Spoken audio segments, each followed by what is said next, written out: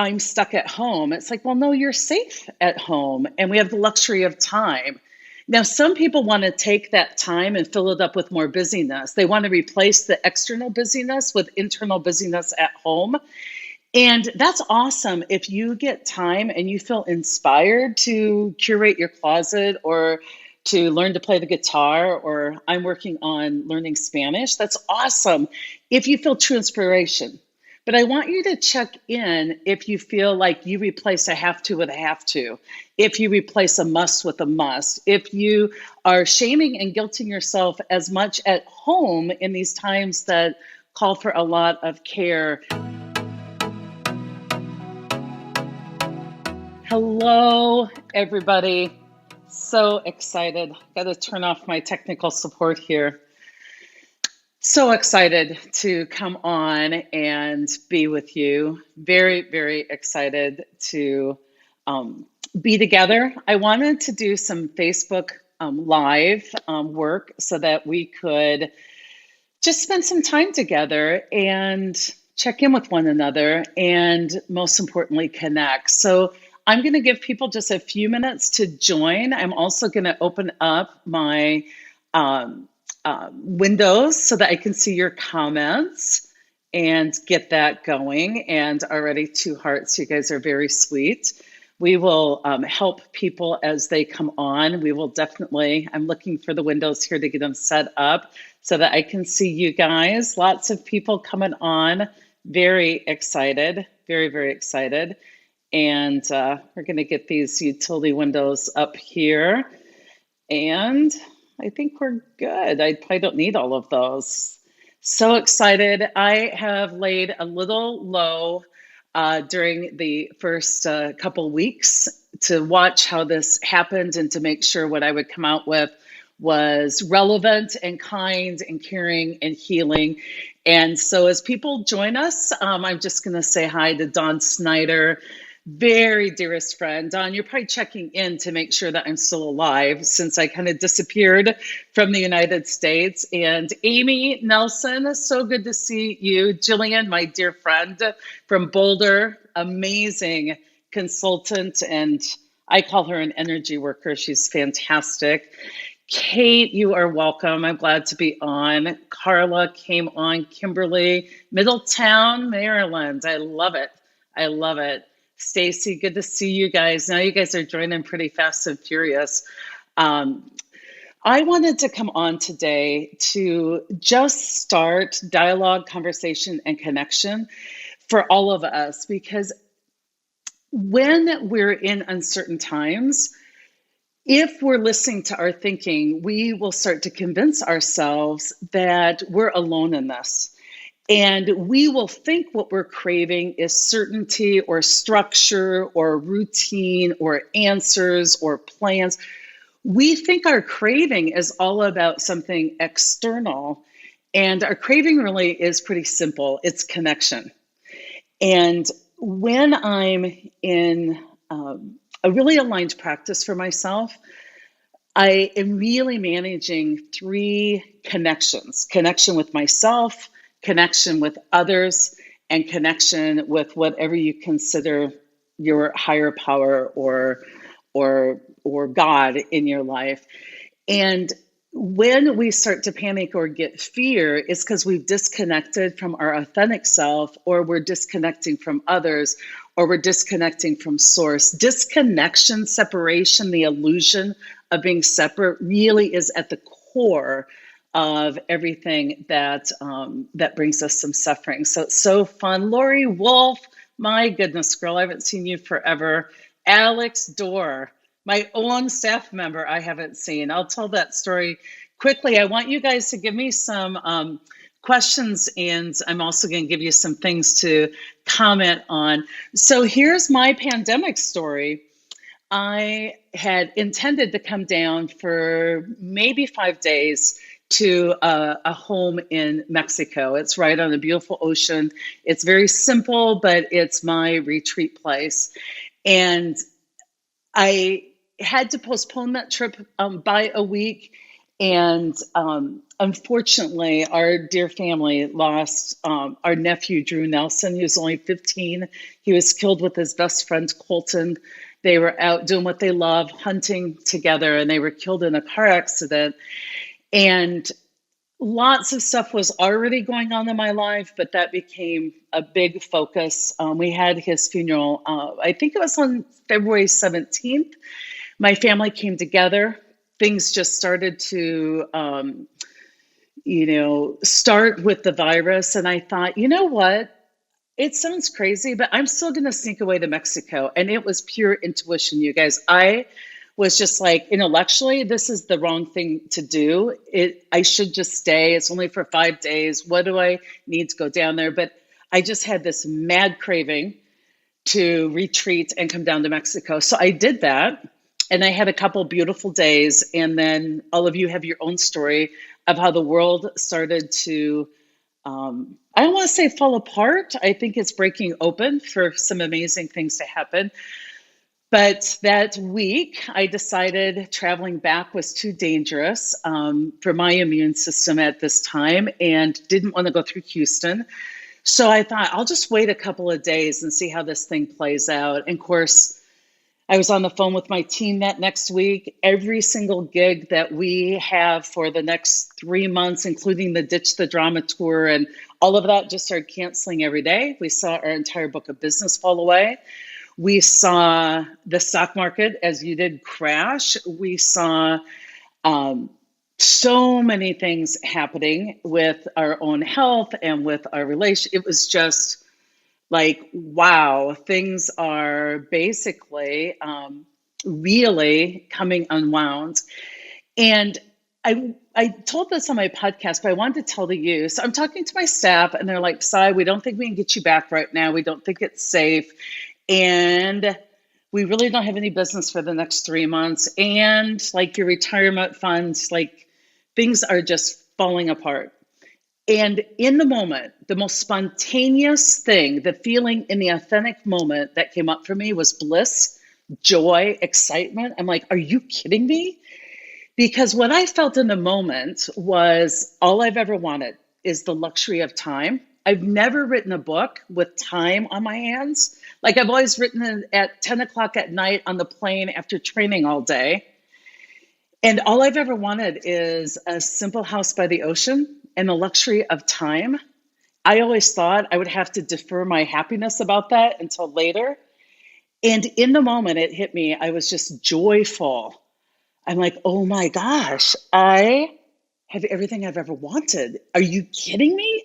I'm stuck down here and I'm on the ocean. And I had like this feeling like I got away with the biggest crime ever. That was my spontaneous reaction to what is.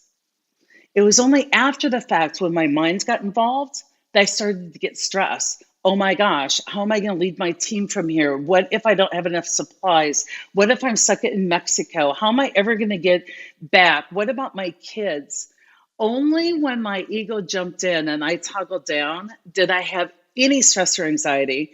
And it was just another one of those moments that was proof to me that our reality is not anything but beautiful. We're totally supported in this moment. If we're connected to what is, if we're connected to the universe and all it provides, if we're connected to each other, it was only when I started to believe my thinking, if you want stress, get a future. And that's really what was happening for me. So that's one of the biggest things that I'm returning to all the time when I get out into, oh my gosh, I might need mayonnaise. I have to just reel back and say, for today, I have wonderful fresh vegetables and food. The farmers in this area are in a harvest season, and we don't even have to go out. They're coming to us and bringing just the most wonderful organic variety of vegetables. It's like I just have to think whenever I get anxious, I left the present moment, because right now, for all of us, we are okay and we're together and it's all good. So the first thing I want to ask you as I look through the comments is, what's a lesson that has come to you so far in these couple of weeks? Like, Any ahas out there? Like, what are your big ahas? And I'm going to look through some of these comments. Raquel from San Diego, that's where my son Henry is hunkered down. It's so good to see everybody joining us. Tracy, you made it over. Tracy Dorr Van Lenning is my sister-in-law. She's married to my sweet brother Tim that died in 2005. And it's so good to see all these people coming in. And I love all the love that I'm cherished. And you guys need my wisdom and lots of virtual hugs. You guys are coming in from all over. I'm just scrolling through the comments to see the insight. So Tracy, I love this. Tracy is saying, doesn't it feel great to have time? It was so much needed for so many of us. And I find people having said when I coach them, Sai, I don't really have time for that. Or the thing people crave is the luxury of time. And yet when we got all this time, I heard people get into scarcity. They're thinking, oh my gosh, I'm stuck at home. It's like, well, no, you're safe at home and we have the luxury of time. Now, some people want to take that time and fill it up with more busyness. They want to replace the external busyness with internal busyness at home. And that's awesome if you get time and you feel inspired to curate your closet or to learn to play the guitar, or I'm working on learning Spanish. That's awesome if you feel true inspiration. But I want you to check in if you feel like you replace a have to with a have to, if you replace a must with a must, if you are shaming and guilting yourself as much at home in these times that call for a lot of care and compassion, if you're just replicating what wasn't fulfilling on the outside with stuff that's not fulfilling inside your home and inside yourself. So we do have the luxury of time. And here's the tidbit I want you to take away. We always have had the luxury of time. We've always had the luxury of time. Today, you're being served because a lot of the things that just became second nature that you did on autopilot without question have been removed. And so now with this reset, you get to get intentional and make conscious choices. How are you going to spend your time today? So Tracy, you make sure and tell Caitlin hi and hug all those babies. They aren't babies anymore. My nephews are getting big. Chris Moses, dang. He says I have a nice tan. You guys, everybody writes me like, where's sunscreen? I'm just here to tell you, this is with sunscreen. I walk out the door and turn another shade of brown. And the hair gets curlier. I'm so glad I went gray before I was forced to. A lot of people are talking about seeing them in their natural habitat. Jill Weintraub, my New York girlfriend, gosh dang. If I don't shout out to you guys, it's just because there's so many of you. Now, Becky's coming in with something I want to talk about because every one of us is going through this experience differently. My dear girlfriend Pam is home with 6-year-old twins who are having a virtual birthday today. Shout out to them, and a 10-year-old, and she's an employment attorney. So her business is skyrocketed, and almost within the first couple of days, the people she counted on the most were not really following good protocol, and they were going to many places. They weren't socially isolating. So she had to make the tough decision to really limit who comes in her home. And so, Becky, it's so good to see you on. And Becky's feeling like, I feel like I've lost even more time.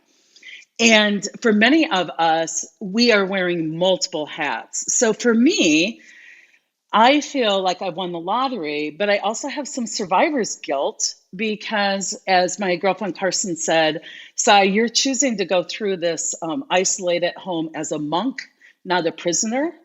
But my kids are grown. We can FaceTime. I worry about them, but worrying is just a behavior. But I don't have the many hats to juggle like many of you do, figuring out how to lead teams virtually, figuring out how to work from home virtually, having kids home, homeschooling, having spouses or partners, for those of you that are in relationships home, bam.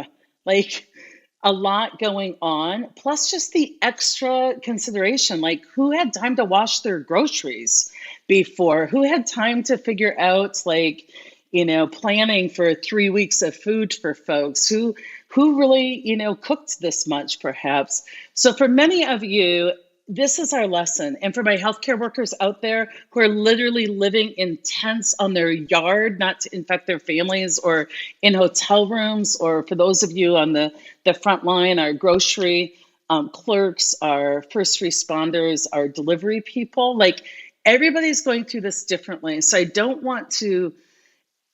want to invite you to really suspend judgment, because not only are we going through things differently, but every one of us has different triggers.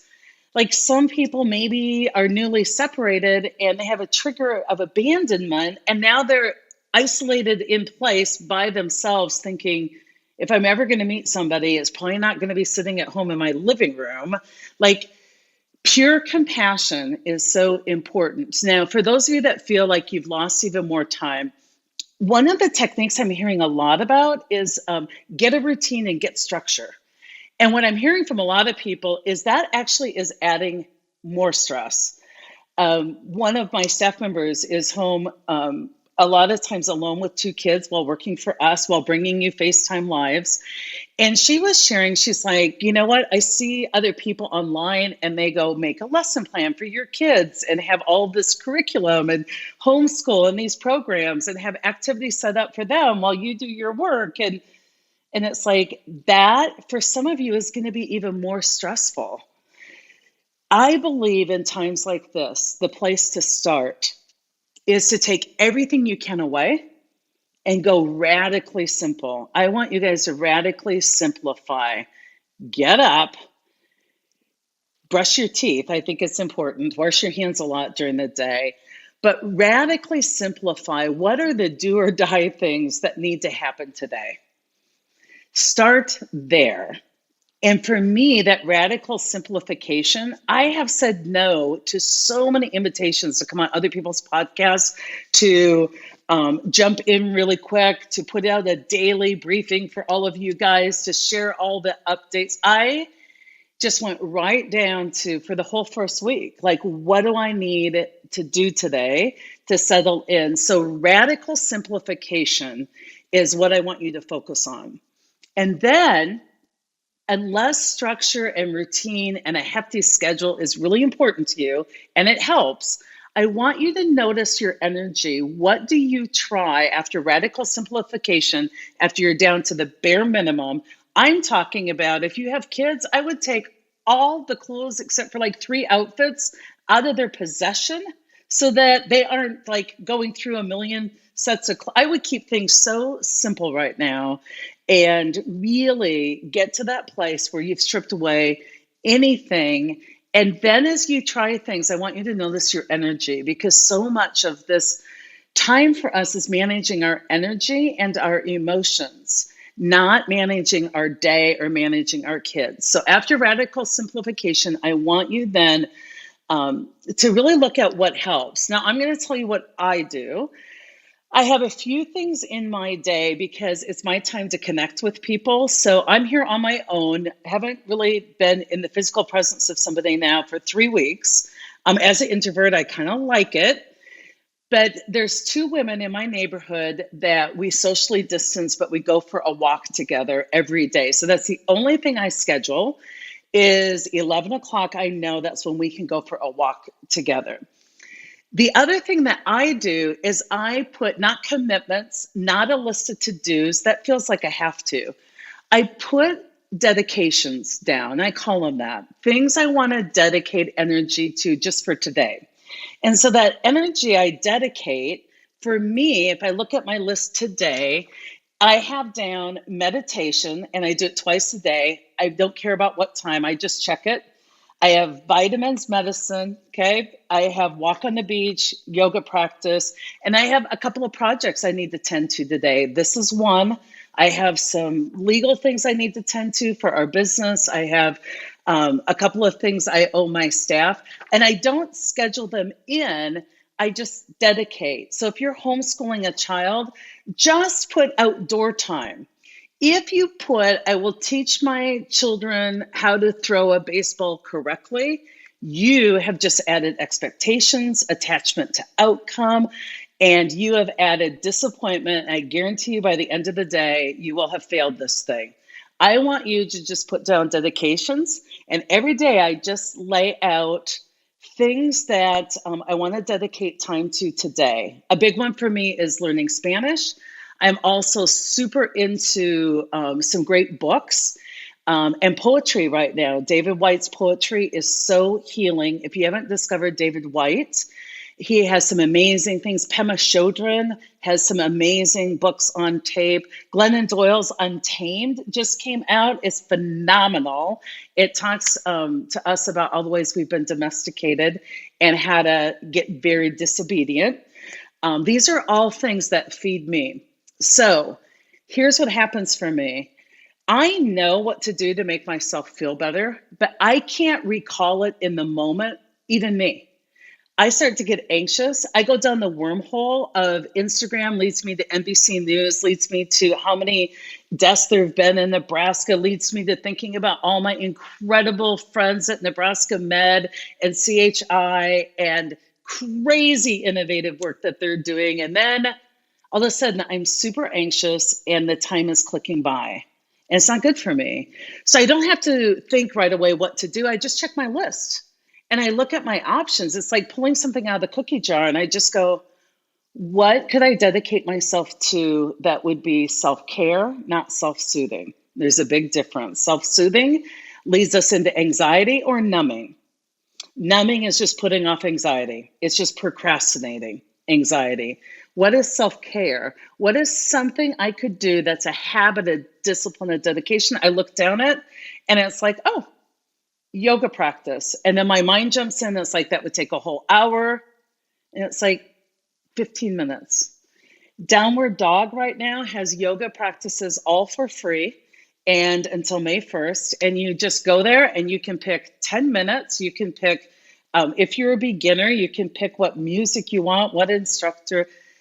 It is a reminding of me when I need to center. I just go, wait a minute, what do I want to dedicate myself to? And then at the end of the day, if I simply have some check marks on here, I know I've done some really good things in my life. And don't forget to make sure it's body, mind, and spirit, and that you're connecting in with yourself, whether it's meditation or a walk, you're doing something for your body. And you're definitely doing something for your mind. Now, connection is what we're all craving. And so I just want to really make sure you guys really focus on connection. And 30 years ago, I went to a retreat with Sister Jose Habde. And I think that the nation she belonged to was Cherokee. I'm not sure. It's been so many years ago. Crazy enough, I remember so much of what she taught me. In her tradition, she believes that your spirit leaves your body when you sleep and it goes out to visit all other spirits in a very blissful way. And when you wake up, you need to pause in bed and basically hum your spirit home, like sing your spirit home. And it's a practice when you wake up. Just take 2 minutes, 2 minutes. For me, I just lay there and I literally hum my spirit home. And there's no way you can get up with a smile not on your face when you started out singing, right? And then she taught me a 3-step prayer that I like to start with. It just sets intentions. So as you get out of bed, the first step, be mindful and intentional. The first step is stepping into yourself, your relationship with yourself, your connection with yourself. 1 step, 2 seconds. Just step in and just notice how remarkable you are and make a commitment to yourself to be kind and compassionate and your own best friend today. And know you're going to screw up so much today. Be entertained by it. This is all new. The second step is into step with connection and relationship with others. So make sure that as you step forward that you're setting intentions that I will value the people over the task. I will value the person over the deadline. I will get vulnerable. If I've got kids, you may see them pop in right now, and I'm just going to say, let me introduce you to somebody who evidently needs a little bit more love right now. Love wins. I've been wearing this shirt like almost every day, you guys. Tend to the people first. Set some intentions. If you have argued with somebody, go back. Take some time with that and just confess that you're scared, pardon my language, shitless. And that part of the way you deal with fear is anger. And part of what you do is you find the person you trust most who won't leave you, and then you get angry with them. So go back to them and let them know, thank them for being the person you trust the most. And thank you for being the receiving end of that. And apologize and make amends and commit to evolve together, right? And then the third step is step into the mystery, that relationship with the unknown, that faith that you have, and notice that step. That's a big one. It feels like you're stepping off. But what I'm here to tell you, if you evolve during this pandemic in any way, and I could choose it for you, I want you to cultivate this adult skill most of us don't have, which is the willingness to form a relationship, a love affair with uncertainty, without having to name something too soon, without having to know what it is, without having to be like, oh, I can plan my way through this. In those little glimpses, if you can stay curious just 1 minute longer, if you can just be open to all the things we don't know, it's important. And so connection and that 3-step prayer is amazing. Kimberly says that what has been powerful for her is how leaving the present moment makes you anxious. And language is so important. Language is everything. And I might be going a little, crazy where, Tom Hanks had the ball Wilson, because I have had to use language and talk out loud to myself. When I get anxious, I actually have to use the word sigh. For now, all of your kids are fine. Well, I don't know when I'm going to leave. And now they just shut down the borders for 30 days. And I get all up like, oh my gosh, what if I can't serve my clients? And I have to go, for today, everyone is served. For right now, I have everything I need. And I just have to keep saying today and now and in this moment, really start to use those things to calm people down. You cannot promise your children and your loved ones the future will be okay. This will all turn out okay. You guys, we can be okay with how it turns out, but I don't know that this will turn out okay for some of us, because I heard this morning someone I love dearly is in ICU with the virus, and that's not okay with me. It's not. I can't pretend to you that didn't bring tears to me. That thinking of all my healthcare peeps out there, doing what they can. It's not okay. And when we get into the future and we promise people it's gonna be okay, they know we are lying, because there's no way we can do that. What we can promise is right now, we're okay. 10 minutes later, dang, we still got this. And it's that centering that will be calming for the people around you. If you're leaders, for your team, let's look at today. Now, some people say, but don't we need to plan?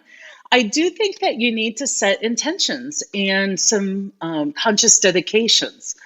But the minute you are really planning and scheduling, you're setting yourself up for disappointment, because you're attaching expectations and connection to that outcome, and you're doomed before you start. The other thing I worry about when we use our knowing to just muscle our way through this thing as if it's temporary, our knowing will keep us from knowing what we could be learning.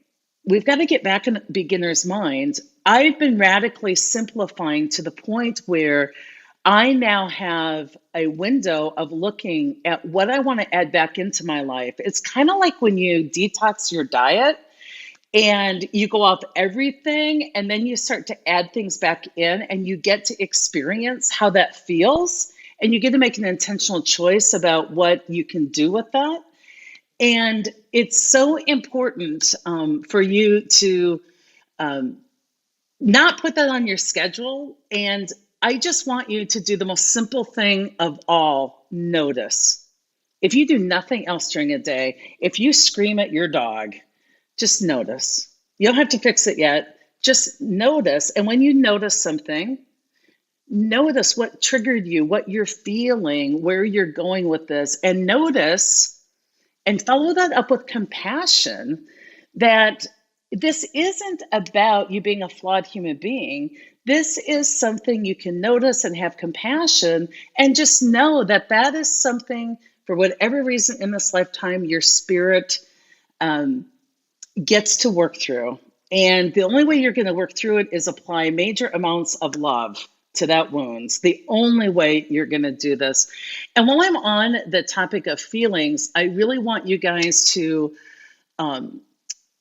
notice that we're having a lot of feelings that are related to the change or disruption in our reliance on the illusion of certainty. Like, a lot of people are like, Sai, you don't understand. I went from knowing what my life would be to not knowing anything.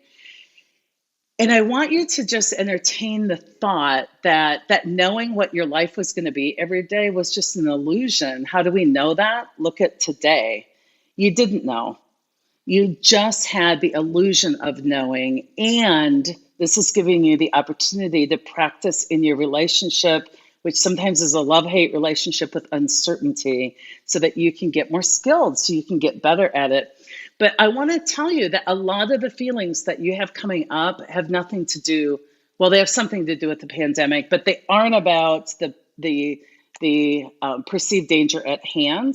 They are feelings that you have been numbing and covering up with busyness, serving others, all the have tos in your life, all the I don't have time, all of the activity, all of the doing everything you can to numb, to self-soothe, all the things that are chaos that you take vacations of and then come back to with all these commitments that you don't live up to. Like, a lot of what you're feeling right now and unpacking is because of the quiet in your life, if you have some of that. And I want you to, if you can, dedicate yourself to some solitude every day, some quiet. And I've had little kids. Sometimes that quiet is in the bathroom with little fingers coming under the door trying to get to you. Like, I get it. But curate your life in a way that you get up even a half hour earlier. Solitude is amazing. I don't know if you've ever had this experience. When I had little kids, we would take them all to church, and we'd be sitting up in the front in mass. And I thought, like, I was having some major mental health struggles, because the minute it would get quiet, the tears would just start coming for me. And it wasn't that I had big stuff going on. It was that in all my busyness, I hadn't allowed my body to just release the tension. And I really believe that feelings need to be breathed into. They have a right to live. You just don't want your feelings to become your thinking, right? Because when our thinking is our feelings, that's where the other anxiety comes from. But for a lot of you, it is time to journal. If you're not a journaler, just voice memo and Siri transcribe. Like, look at what's there that you haven't looked at.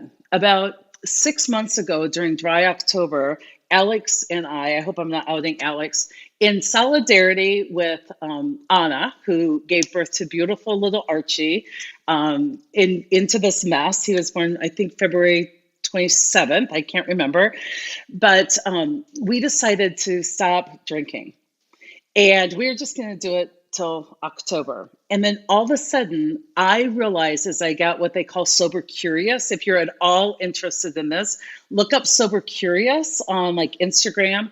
Even if you are still consuming alcohol, there's this whole movement, mostly women out there, that are blowing my mind with really great ways to to understand how your mind works and how the world works and give you great techniques. But we stopped consuming alcohol, and I realized that how I was numbing a lot of things, and how it was alcohol that helped me tolerate some things in my life that weren't tolerable to me. That as long as I just drank a couple of glasses of wine on the plane at night, I could numb and procrastinate. And all of a sudden, I decided I wanted to be wide awake for this. And so it's been 6 months. And as the pandemic hit, I'm in Mexico on my own, and I have a cabinet full of margarita stuff. And I'm like, this could be a blast. And I made the conscious decision, I want to be wide awake for this. I want to get what I came for. I want to, for me, go deep in this. And that's not without expectation, but great expectancy. So that's something to think about as well. I'm going to look at some of these things. Oh my gosh, Kurt, I'm going to put you up. So one of the things Kurt has learned is trusting that staff will do the right thing. How many of you have realized how overmanaged your staff has been, how fear has driven your behavior rather than love and trust, how we've stifled the incredible blossoming of our employees? And I just saw in this, oh my gosh, in this whole thing happening where it's like my team saw like business go from, we're going to have a record breaking year to we are not going to have any year to their boss being stranded to them going home with kids to some of my staff having just had a brand new baby but my reality-based dream team, one, we've been doing online learning forever. It's not new to us. We've been trying to get you guys to adopt things like this for a long, long time. And I'm so grateful that now people have been forced into getting those skills. But it's like they have pivoted on a dime. They have supported each other. They have supported me. It's really amazing how you can realize that life can get effortless, not when you dump on other people, but when you allow other people to really blossom. So much of what you do is rework or diminishing work where you step in with some control. And I don't think any of us has seen the potentiality of the humans that we work with. And if you don't believe that, I'll give you permission for a few minutes to turn on the news and just watch, the people on the front lines right now. So, Kurt, I love that you're thinking about trusting your staff. We are going to go until the top of the hour, but I did want to let you know that we'll be back on Saturday. And we're going to be back on at the same time, 12 Central. We'll send out some notices. This is recorded and will be posted to my page. So if you have some reminders that you need, it will be there. I would love for you to share it with all the people that you love, if it's been helpful or valuable to you. And we are accepting your questions, and we'll mine these. I want to know what you need help on, because the podcast, which will come out again Monday, we'll bring it out weekly. The podcast, No Ego, is going to be all about your questions that have to do with the pandemic, and I'll answer as many as I can. And it's kind of funny because I'm self-filming those, so I'm like my own production crew. You'll love it. But and then we're trying to cut some of these things up in snippets so that we can put them on Instagram and other places. So make sure that you and your teams are following us on LinkedIn, Instagram, Facebook, all that good stuff. Another one is, I love this, Crystal, is that she doesn't need to live her life like she's on fire. So many of us have things to tend to, and yet we take what we have to tend to and we add on frenzy and busyness and craziness. And it's what we add on that brings our stress, not actually what we're called to do in a day. And it's so important. As I worked in healthcare, I would see nurses, they would be like, it's crazy. Now, this was long before they really have some crazy situations going on. And I would say, is it busy because we're at full census, or is it crazy? And they'd had some of my training, and they were like, Sai, I know what you would say. You would say it's busy. And I would say, yeah, that's our reality. We're at 98% capacity. Is where'd the crazy come from? And people would be like, I added that.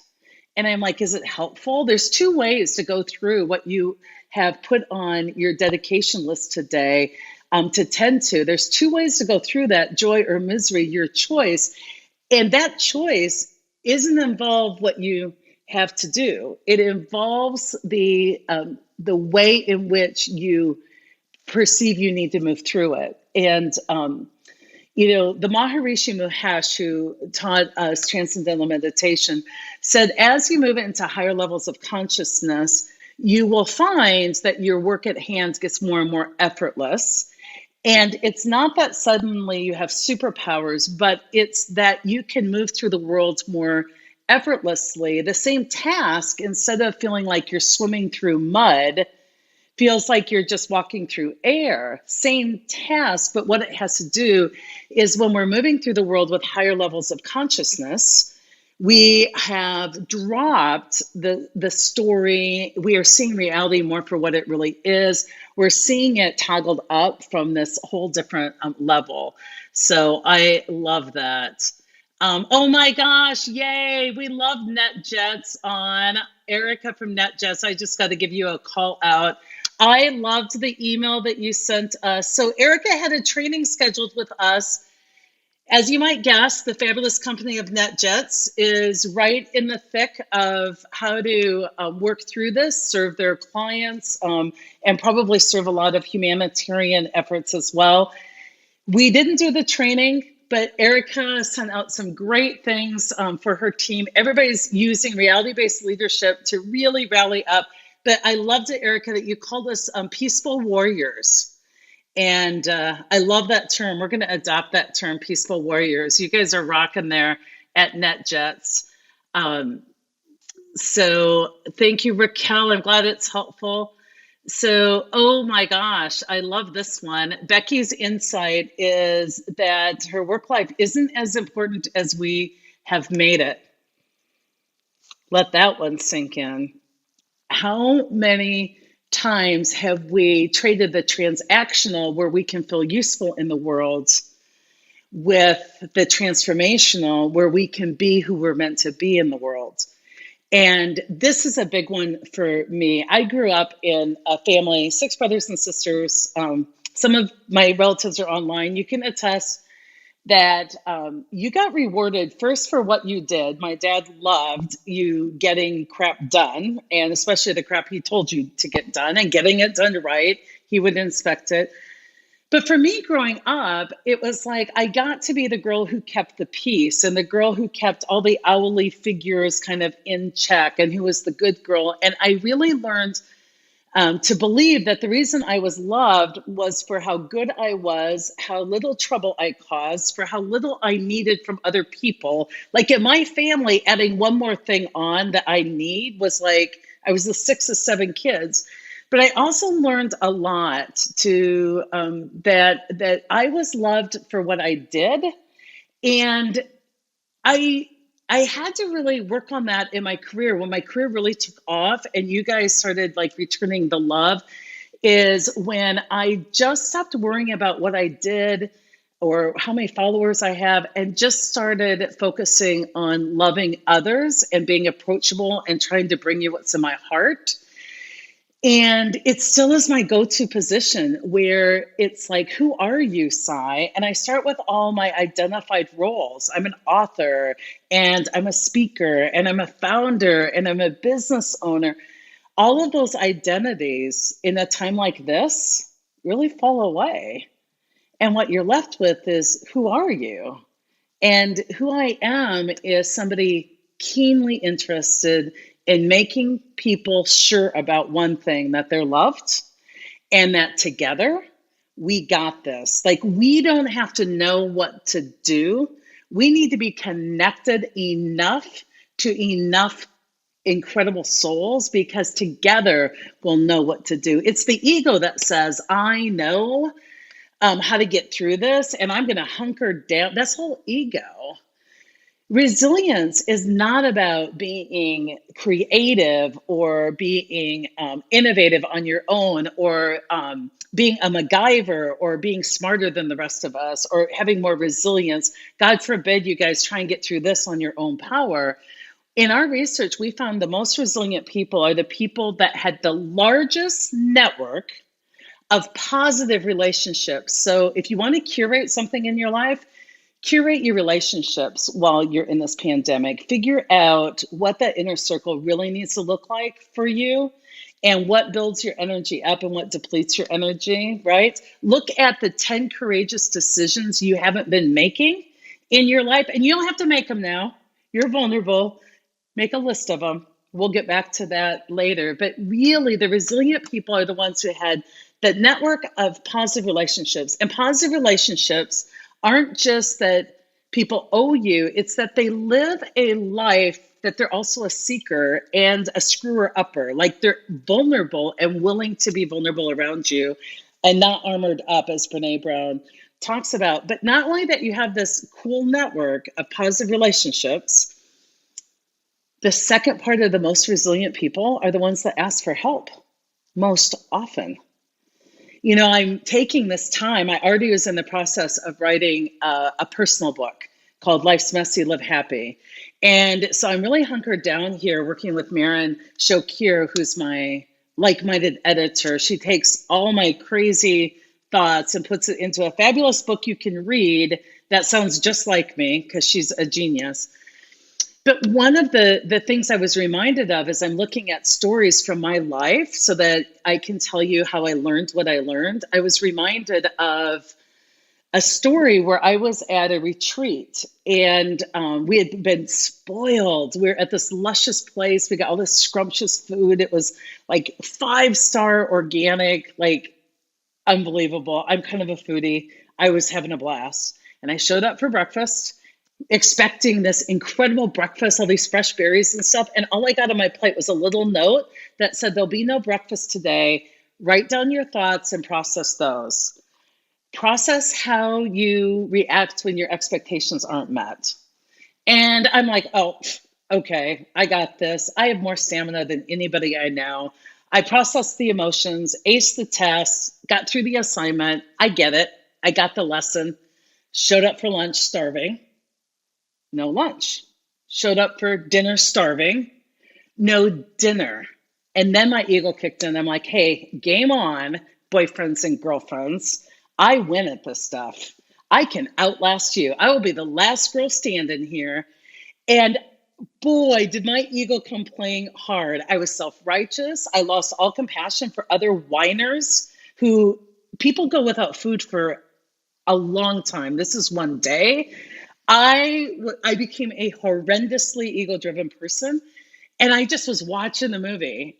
Day 2, we still got no food. Then we were loaded on the bus, and they're like, I'm thinking they're going to take us out to end this retreat with this fantastic dinner, sunset on the beach. No, they dropped us off in a place, and we got 2 questions.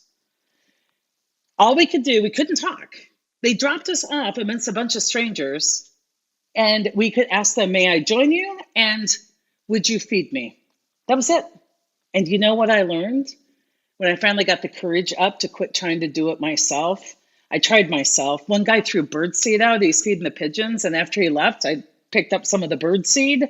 I'm like, I can get through this as a scrounger scavenger. I finally went up and I asked, may I join you? And I sat down with some women that were in hijabs. I'm like, they're my safest bet here in this world of strangers. They're like these kind women who are gathered together and their kids are playing. And I said, will you feed me? And I was given a feast of hummus and pita bread and some turmeric dish I'd never even heard of, and shawarma. And it was like all my favorite food. All my favorite food was there just for the asking. And what I learned is the universe is so kind. You will always get what you need unless you forget to reach out and ask. So the most resilient people are the ones that are curating their network towards positivity, towards seekers. This pandemic will separate us out even more And this separation, I want you to use to your favor of the seekers and the complainers. And I want you to get really pure about not isolating your compassion from other people, but your inner circle. I want you to get really intentional about that inner circle. Because if you feel like you can't get vulnerable and ask for help, if you can't lose it and they're just like, girl, you're having a human moment, then you got the wrong people in your inner circle. And so I just look forward to you guys doing that. And the lesson in this is really understanding how much of your activities, even at work, you have identified too much with, you've attached too much. Becky, I love, love that insight. Um, oh my gosh, I'll get to this one because this is from somebody on my team. So I have different advice for them. Alex is his anxiousness is he's not being productive enough. And I want to joke and say, as his boss, you're not being productive enough, right? But you are, because you have to question what is productive. I have so many people write me and they're like, how do I keep my teams productive? And my answer is change your view of what productivity looks like. Because productive is, did you write 10 pages today, Sai? The other side of productive, when those 10 pages come effortlessly, is when I've been productive, where I've stayed curious one moment longer, where I have been willing to watch my life completely fall apart and stay in that moment, that the kernel of what's being born is in that moment. And it's a future that I can't see yet. And I just need to have patience. The most productive moments are the harvest of a lot of intentional work that doesn't look like work. And so for my team, I really resisted the urge to say, let's pivot immediately. We did want to immediately take care of our clients because they were struggling to make a lot of changes. We wanted to tend to our people, but I didn't do like, let's drive forward. And in fact, I kind of got into a tussle with a guy on a webinar. So we're both speakers. And his whole message in this mastermind group that I jumped on to see if there's some things I might not be thinking of and I should be doing for my business and my team. So I jumped on, and his whole thing is my team, they have not lost a beat. We got everything set up at home and we are thriving in this change and we are driving forward and we will not miss one moment. We will do everything we were doing but virtual, and we'll be coming up with new programs and we'll be pushing those out and we will be continuing to sell. And everything in me felt like that didn't apply for me and my team. I'm like, we can work so hard to have impact that we lose the magic of being impacted. I'm not talking traumatized, but impacted by what's going on. And it's just like when people travel. I traveled with a woman, and when we got there, she started unpacking, and she was like, I'm like, what's that? She's like, it's hot chocolate. I have this hot chocolate I love every morning, and we're going to be here for 2 weeks. So I brought 14 packets, and I'm glad to share if you want. And I'm like, what's that? And she's like, well, I didn't know if I could find the allergy medicine I like. And so I brought that. And I go, do you have allergies? And she goes, no, but I could. And as she unpacked, she brought everything with her so that she wouldn't have really, she could not be impacted by anything we would. She had something for everything. And if you travel that way and it brings you calmness, God love you. What I noticed for me is that when I travel, a whole lot of going into a whole new world is because I want to be changed by that experience. And if I'm focusing on not being impacted, if I'm focusing on kind of driving my way through an experience and just recreating everything we've always done, but harder, different, faster, virtually, at home, decentralized, whatever that is, doesn't bring new value to me and my team. I wanted to, the first week, take care of the emergencies and just everybody settle in, love your people. Alex had a brand new baby. What being productive is, holding that baby, letting that baby know for certain you are loved in the world. And we are so excited to see what wisdom you bring from your last life to this one. Like, cannot wait to watch as he moves through the world awake. Like, let's just take care of each other. Let's recenter. I didn't come out right away with a lot of advice because you already had the practices. You know how to use them. I came out slowly because it's just my way of saying, I need to let this soak in a little bit. I am so willing to not know and to just allow myself to be impacted by this experience. May my definition of productivity change. May my relationship with uncertainty change. May my habits and dedications change. I want to say, and I don't mean this to sound insensitive because many things can be true. We can be suffering and rejoicing at the same time, but don't waste a good pandemic. Don't waste a good time out. Do not move through this thriving and driving so much so that you aren't changed by this experience. Just like in travel, I like to be changed by the experience. If I don't bring my favorite hot chocolate with me, I may discover chai on the street. And by the way, you can consume street things and not die. Maybe that goes back to growing up in a big family, but I want to have a healthy tension. I think where our enlightenment meets the world is when we have a healthy intention by bringing forth what we can to help while allowing ourselves to be helped and changed. I think that's where the messiness is, and that's what I'm writing the book about, because I can go away by the water and get enlightened in many ways, get re-reminded of what I knew or learn a message only deeper. But unless I go back out into the world, into the messiness, do I actually get to be vulnerable and screw it up and remember and understands that this isn't a test you can pass. And I like passing tests. Life isn't like that. Life is what happens on the edge between your intentions and the world that's constantly changing you. And it really is that relationship with uncertainty. And so if you're feeling stressed by a thought, I should be more productive, work that thought. One direction is I shouldn't be more productive. Another thought is working it to reframe, what does productivity actually mean? Because some of my most productive times have been sitting on my butt in chair, not writing.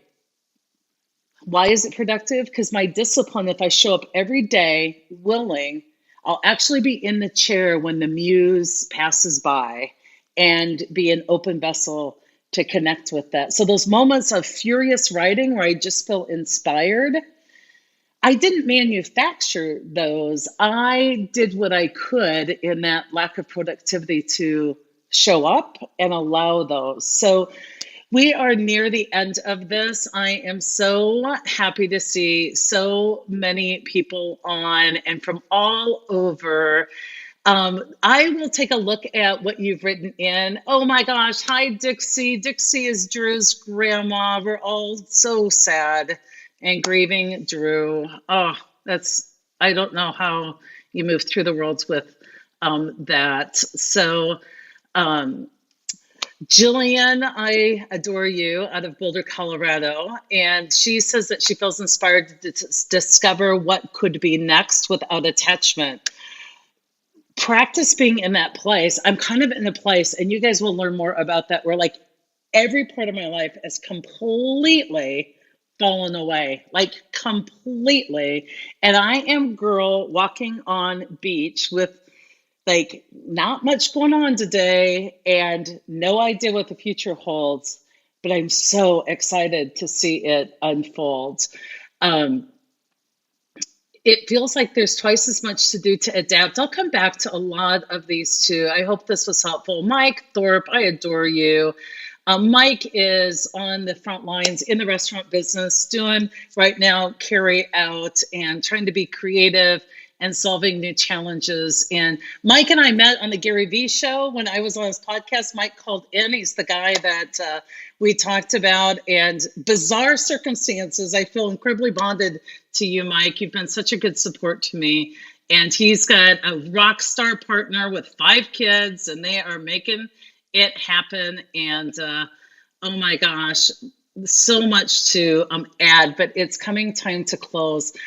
I am so grateful. We have about 330 of you on, and this is recorded for you to share. Really want your feedback on what was helpful, and I love you guys. I get all verklempt thinking about how much I love you guys.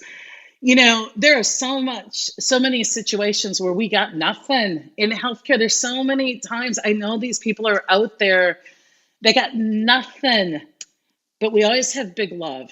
And big love is always something. If you got nothing to give to a situation, you got no answers, you got no certainty.